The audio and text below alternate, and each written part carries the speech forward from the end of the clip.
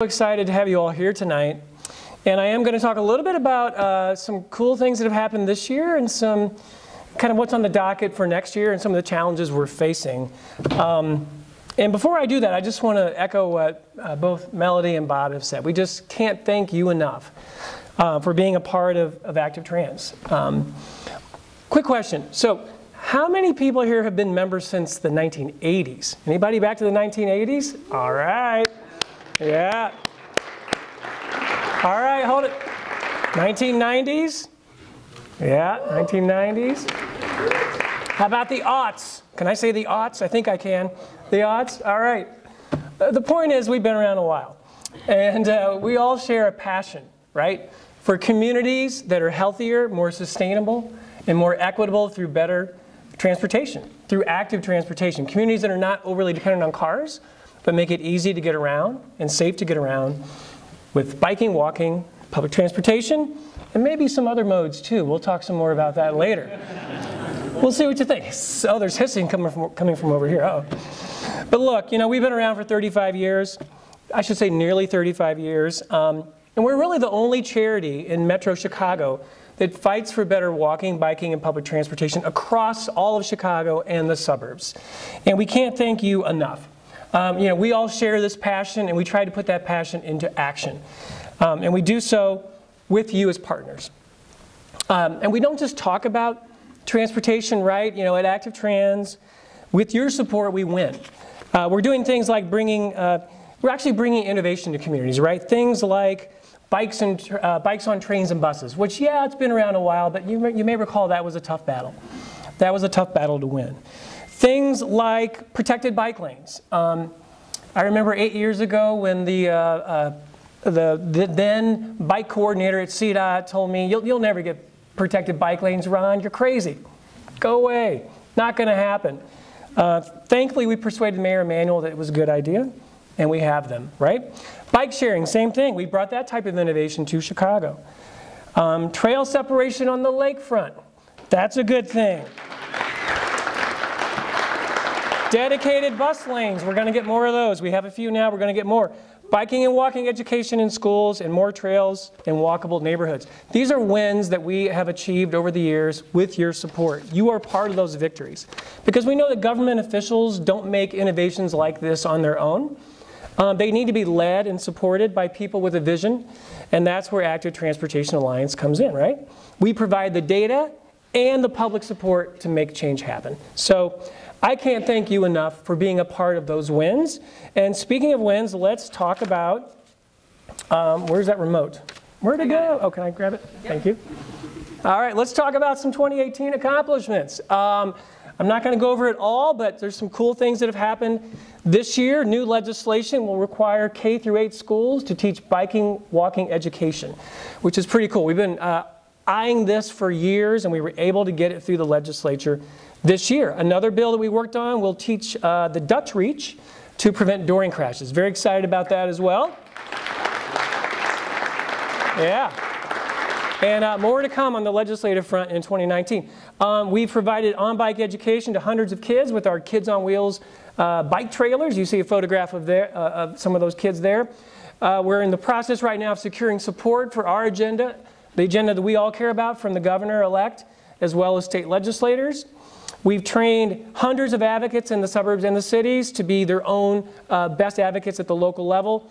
Our Trail Connect Chicagoland project is training and really bringing together trail advocates all around the city and the suburbs. We awarded grants to 7 community groups in the suburbs. We helped some local communities secure over $800,000 in grants to do biking and walking infrastructure, which was really cool. And we're working on a number of planning projects in 4 Chicago neighborhoods currently, as well as 7 suburbs. So there's a lot going on regionally. Let me zero in right now on the city of Chicago specifically. Another 20 miles of advanced bike lanes have gone in 2018, and some upgrades on existing bike lanes with concrete separation. For example, you see that going in on Dearborn right now, downtown. Some additional, well, we talked about the separate trails on the lakefront.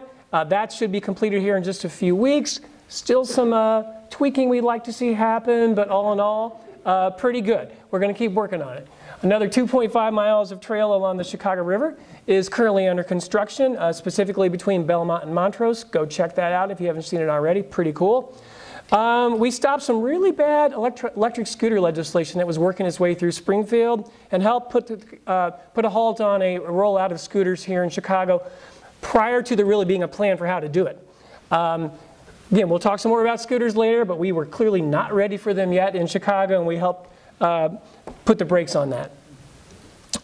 We were part of the rollout of the Dockwoods Bike Share pilot project, which I think a lot of us are really excited about.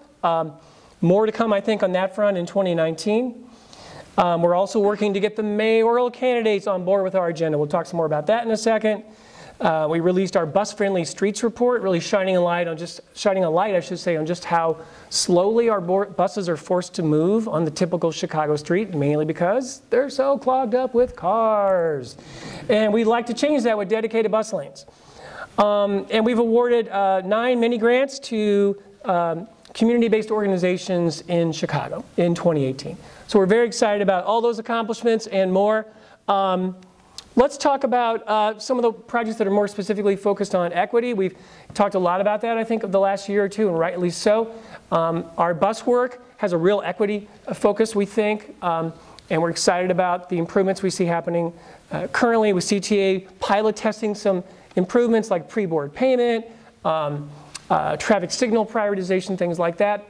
We've been working to improve access to the Big Marsh Bike Park and other amenities in Lake Calumet, working with a coalition of groups to improve the Metro Electric line through the south side. Our Chicago River Trail campaign is doing a lot of work on the south branch of the Chicago River. I know a lot of us in this room may spend more time on the north side, but trust me, there's a lot of good biking to be had on the south side if we get the facilities right, and we are committed to seeing that happen. Our bike and pedestrian ambassadors that we work with through the Chicago Department of Transportation go all over the city, educating people in every neighborhood. And a lot of those kids, and they are often kids, high school and college-age kids that have come through that program over the years and worked in that program, are from our lower income communities and communities of color. We also helped convince IDOT to drop a really awful local match requirement that made it almost impossible for local communities, local suburbs in particular, to qualify for these Safe Routes to School grants. So we're excited about those accomplishments. Heather, who you saw earlier, is doing some really awesome planning work in Bedford Park to help people get to some manufacturing jobs there in without their cars, and also working on a really interesting affordable housing project in Indiana. We've also had some really unique partnerships in 2018. Most of you know Bike to Drive probably because it's so much fun and we have thousands of people and you get to go out and ride. But you know, not everybody can necessarily afford the entry fee, so we have scholarships. We partner with groups like AARP and Envision Unlimited to help people with special challenges have access to Bike to Drive and get out there for free or lower cost. I mentioned our Kids on Wheels program already, which teaches on-bike education.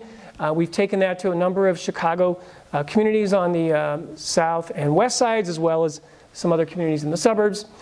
And again, I mentioned the mini grants before to a variety of really, really fantastic community-based partners here in Chicago. So that's 2018. Let's hear it for 2018. Yeah! So, a lot's happened. And you know, I could go on and on about 2018. And again, so many of you in this room have been a part of this work and have done really awesome things on your own in your communities that I didn't even touch on here. So thank you all for that. So let's talk about 2019. Yeah, we're going to get a new mayor. You may have heard about that. And we have a new governor already. And so this is a pivotal moment, right?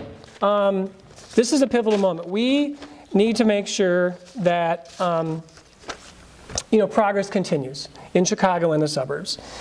We face an uncertain future right now.